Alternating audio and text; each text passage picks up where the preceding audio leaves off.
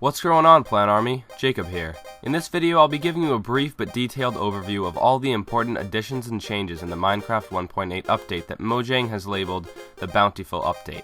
Since Minecraft has been devoid of an update since October of 2013, I assumed we would be getting another massive update when one came, and I was definitely right. So sit back and relax while I bring to you all you need to know to be up to date in your Minecraft knowledge.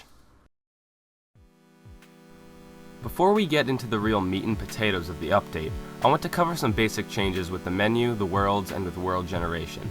To begin with, there are loads of new splashes and yellow text that greet you in the main menu. A great change Mojang has made is the world-specific difficulty setting. This means that when you change from world to world, your difficulty will be independent between worlds. Also, there is an option to lock the world difficulty so you aren't tempted to make it easy on yourself by putting it on easy or peaceful. Worlds are also far more customizable now, with a large variety of options and settings available to the player. There are 4 long pages of detailed customizations, many of which I do not even understand. For all of you developers out there, there is a debug mode world type that generates all possible blocks with all possible data values to test things like resource packs.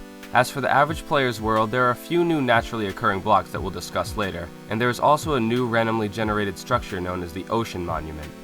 Lastly, there is a new game mode called Spectator Mode. It functions just as you think it would, and then some. For example, you can actually spectate any player or entity through first person by left-clicking on them. When sharing a world on LAN, you can set it to Spectator Mode so your asshole friends don't ruin your world. Now onto the real content of this update. As is a trend in Minecraft updates, there are a few new mobs that accompany this massive update. Firstly, and possibly the most prevalent new addition to Minecraft's animal collection, is the long-awaited rabbit. Rabbits have 8 different possible skins and drop raw rabbit, rabbit hide, and sometimes rabbit feet when killed. Raw rabbit can be cooked into cooked rabbit, which can either be consumed or used in rabbit stew. Rabbit hide can be crafted into leather. Rabbits can be bred with either carrots, golden carrots, or even dandelions, and rabbit's feet can be used in the creation of a new potion of leaping. Now, a fun fact about rabbits. There is a 1 in 1,000 chance that a rabbit will spawn as the Killer Rabbit. This is in reference to the Killer Rabbit in Monty Python and the Holy Grail. This rabbit will be white, have bloodshot eyes, and will try to kill you, and most likely succeed.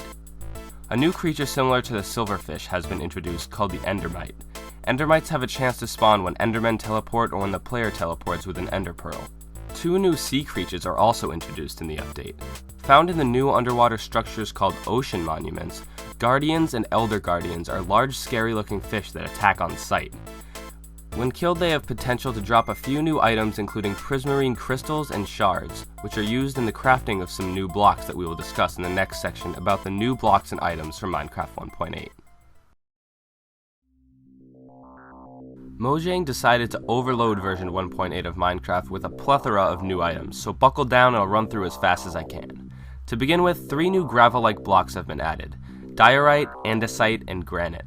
All 3 are commonly found in caves just like gravel, but their pockets are slightly larger and they are more frequent. Each can be crafted into the polished version of itself by simply crafting a 2x2 square of the said block. A new grassless dirt block called Coarse Dirt has finally been brought to survival mode. Coarse Dirt replaces the grassless dirt type found in Megataiga, Mesa, and Savanna biomes, and can be crafted easily with dirt and gravel. Unlike in past versions, Coarse Dirt can be picked up with the player's bare hands and still preserve its grassless properties. However, when Coarse Dirt is tilled, it becomes normal dirt. Along with new ocean monuments come a new type of block, prismarine. Prismarine bricks, dark prismarine, and sea lanterns can all be found in ocean monuments. All of these items can be harvested or alternatively crafted from the resources dropped by Guardians and Elder Guardians. Elder Guardians are one of the only sources of wet sponges. That's right, sponges actually work now. To change a wet sponge into a normal sponge, you must smelt it in a furnace. Yep, it is hard to get sponges, but at least they work. One of my favorite new blocks is the slime block. Crafted from 9 slime balls, this block is basically Minecraft's trampoline. When falling, it converts 60% of your impact velocity into a bounce, and also prevents any fall damage. Pretty sweet, right? What's also cool is that slime blocks are reverse craftable, meaning you can craft slime blocks back into slime balls whenever you want. Mutton is finally attainable from killing sheep. Just like any other meat, it can be cooked to become more effective at healing. Fences are now craftable into 6 different types, 1 for each type of wood. However, this means a new crafting recipe for fences. Fence gates and doors are also craftable into the 6 different types of wood as well. The normal crafting recipe for doors now gives 3 doors, and guess what? Doors stack to 64. This means your inventory won't be cluttered with doors all the time. Other new items include iron trap doors, banners, and armor stands, which can be used to decoratively display armor. And lastly, red sandstone and all its variations have been introduced as craftable blocks, as well as mossy cobblestone, mossy stone bricks, and chiseled stone bricks. I tried to keep this video as structured as I could, but there are a whole lot of additions and changes that couldn't find their home in a section of the script, leaving me with a massive miscellaneous section. Let's go. There is a new achievement called Overpower that you get for crafting an enchanted golden apple, a new enchantment for boots called Depth Strider that makes you move faster through water, and there are like a gajillion new commands, so if you are interested in that stuff, I suggest you look up all the crazy new commands yourself. There is a new default skin named Alex who has 3 pixel wide arms rather than Steve's 4 pixel wide arms. Yep, Steve got the boot. Mojang boasts a large performance and FPS improvement with the update, largely in part to smoother chunk rendering.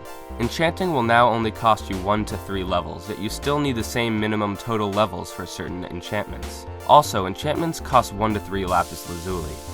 Anvil repairing costs have been reduced. Teleporting now preserves velocity from before the teleport. There is a new particle effect when a player hits the ground. The world border is no longer a huge wall of bedrock, but instead an animated wall. Beacons change color through stained glass. Carrots and baked potatoes have been slightly nerfed.